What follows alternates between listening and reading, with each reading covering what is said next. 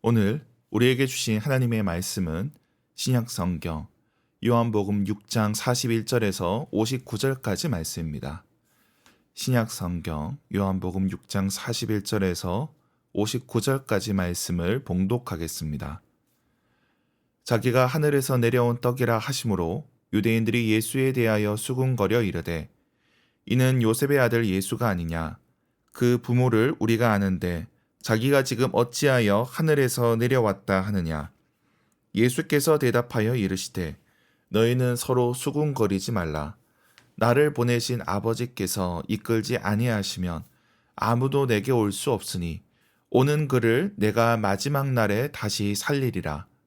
선지자의 글에 그들이 다 하나님의 가르치심을 받으리라 기록되었은즉 아버지께 듣고 배운 사람마다 내게로 오느니라.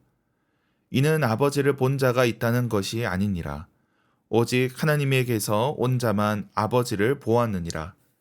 진실로 진실로 너희에게 이르노니 믿는 자는 영생을 가졌나니 내가 곧 생명의 떡이니라. 너희 조상들은 광야에서 만나를 먹었어도 죽었거니와 이는 하늘에서 내려오는 떡이니 사람으로 하여금 먹고 죽지 아니하게 하는 것이니라. 나는 하늘에서 내려온 살아있는 떡이니 사람이 이 떡을 먹으면 영생하리라.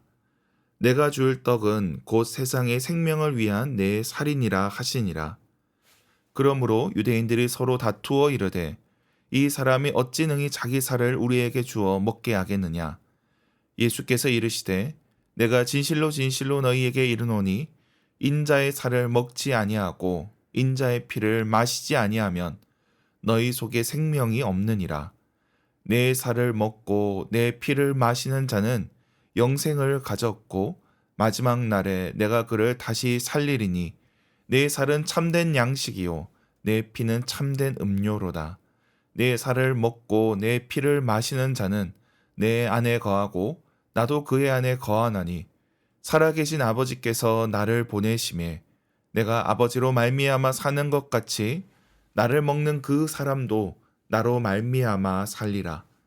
이것은 하늘에서 내려온 떡이니 조상들이 먹고도 죽은 그것과 같지 아니하여 이 떡을 먹는 자는 영원히 살리라.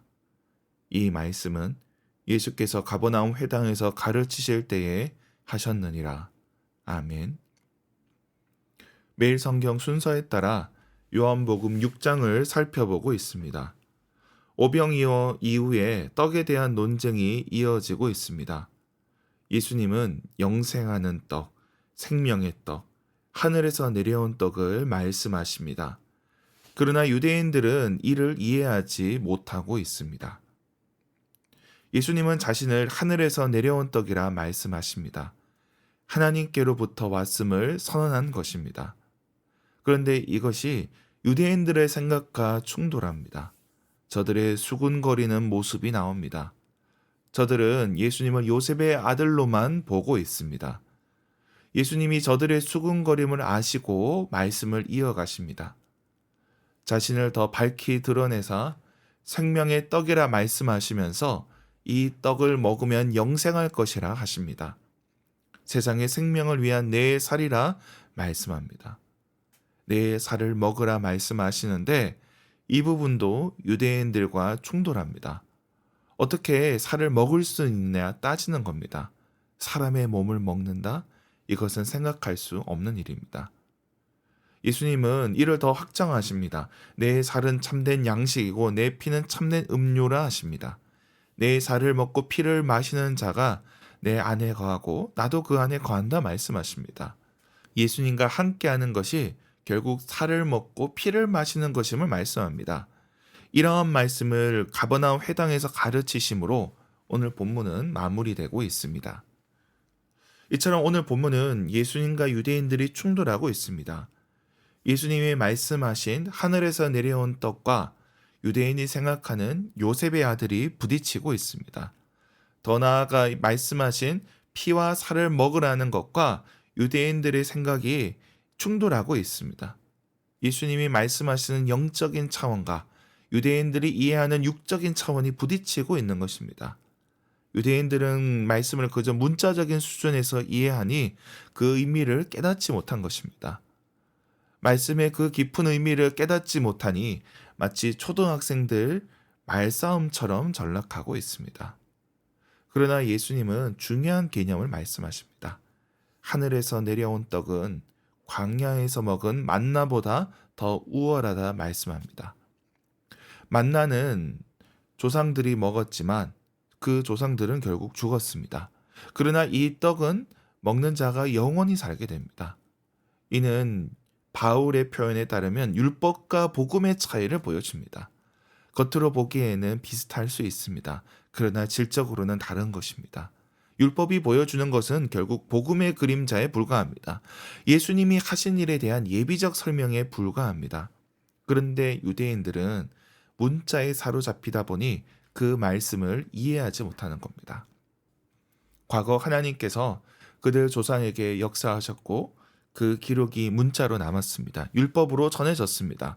그런데 그 문자에 사로잡히는 자는 진리의 참된 의미를 깨닫지 못한다는 겁니다. 하나님의 역사를 특정한 표현에 고정시키는 겁니다. 그러므로 요한복음은 계속해서 그들을 깨우치려 합니다. 문자에 사로잡힌 사람들, 율법에 사로잡힌 자들에게 영의 깊은 것을 가르쳐주고 있습니다. 이를 기억해야 됩니다. 이는 유대인만 그런 것이 아닙니다. 우리 그리스도인도 마찬가지입니다. 우리도 문자에 사로잡히면 유대인처럼 될 수 있습니다.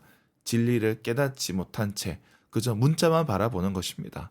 우리가 믿는 이 믿음을 훈고학으로 바꿀 수 있다는 겁니다. 생명의 성령의 능력을 그저 몇 가지 히브리어, 헬라어 표현으로만 고정하고 그게 전부인 양 여기는 겁니다. 그런데 그래서는 안 된다는 것입니다. 우리는 크신 하나님을 바라봐야 됩니다. 우리 생각을 넘어 역사하신 하나님, 그분을 바라봐야 한다는 것입니다. 또한 오늘 본문에서는 살과 피를 먹고 마시는 것에 대해 말씀합니다. 우리가 이것이 문자적인 의미를 넘어서는 것임은 알고 있습니다. 근데 이 말씀은 성찬에 대한 말씀인 동시에 임재에 대한 말씀이기도 합니다. 먹고 마시는 자는 주님 안에 거하고 주님이 그들 안에 거하신다 말씀합니다. 예수님이 우리와 함께 하심을 우리가 어떻게 확인하는가? 어떻게 함께 할 수 있는가 할 때 우리가 먹고 마시는 것으로 안다는 것입니다. 그분의 임재를 경험하는 것, 우리 육신에 먹고 마시는 것과도 연결이 됩니다. 그래서 우리가 몸을 무시하고 그저 개념적이고 영적인 것만을 추구하는 것이 아니라는 겁니다. 우리의 육신도 중요합니다. 그러므로 우리 몸에 주님의 임재를 구하며 우리 몸을 거룩하게 해야 합니다. 그분을 모시는 성전으로 깨끗하게 해야 한다는 것입니다. 오늘 말씀에서 이 점을 기억해야 될 것입니다. 말씀을 맺겠습니다. 갈수록 이 시대는 몸이 없는 것처럼 여길 것입니다. 간접적인 경험으로 보고 듣는 것이 전부인 것처럼 여길 것입니다. 그러나 주님은 내 살을 먹고 내 피를 마시는 자가 되라 하십니다. 우리의 몸으로, 우리의 삶으로 그분은 온전히 받아들이고 경험하는 자가 되길 원하십니다. 또한 우리로 하여금 문자에 사로잡힌 자가 아니라 그 너머에 그 영의 풍성한 은혜를 누리기를 원하고 계십니다. 하나님께서 우리에게 새로운 일을 행하실 것입니다. 이를 기억해야 될 것입니다. 이번 주 주일은 우리가 연합 예배로 드리고 또 성찬이 준비되어 있습니다. 우리가 성찬을 받을 때에 주님의 임재를 경험하길 축원합니다. 기도하겠습니다. 하나님 아버지, 우리에게 진리를 보게 하여 주시옵소서. 문자에 사로잡히지 않게 하시고 영의 역사를 깨닫게 하여 주시옵소서. 주께서 오늘 우리 가운데 역사하시는 것을 보게 하시고 문자를 넘어 영을 경험하게 하옵소서. 우리로 주님의 임재 가운데 살게 하시고 주님의 살과 피를 먹고 마시는 자 되게 하옵소서. 주님, 우리 가운데 연약한 지체들이 있습니다. 어려움 가운데 있는 성도들을 주님 기억하여 주시고 저들을 긍휼히 여겨 주시옵소서. 병상에 있는 자들을 주님 다시 일으켜 세워주시고 저들의 고통을 감하여 주시옵소서.